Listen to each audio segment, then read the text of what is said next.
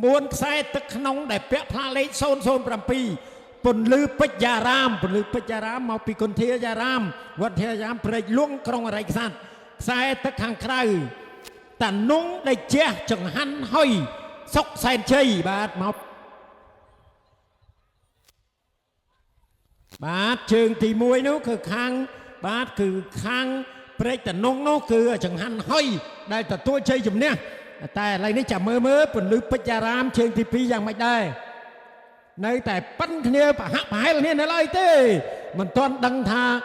យ៉ាងម៉េចទេបាទនៅប៉ិនគ្នាបាទមើលប្រឆាត់មើលចំហៀងខាងស្ដាំដៃខ្ញុំបាទនេះគឺមើលឃើញខ្សែទឹកក្រៅមានព្រៀបក៏ប៉ុន្តែមិនដឹងថាយ៉ាងម៉េចទេព្រោះនៅពេលនេះឃើញថាបាទចេះតែបន្ថែមលបឿនមកជាបន្តបន្ទាប់មកហើយបាទបន្ថែមលបឿនមកបន្តបន្ទាប់មកហើយដោយខ្សែទឹកក្រៅបាទដែលជើងទី1នោះគាត់ទទួលជ័យជំនះឥឡូវគាត់មានព្រៀបជាបដាហើយបាទគេមកដល់ខ្សែព្រាត់ក៏នៅតែបន្ថែមលបឿនទៀត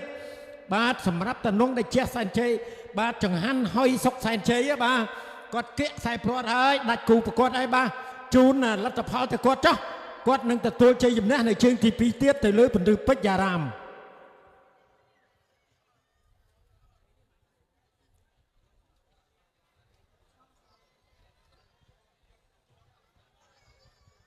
បាទហើយឆ្លៀតឱកាសនេះដែរខ្ញុំបកណ្ណាសូមថ្វាយ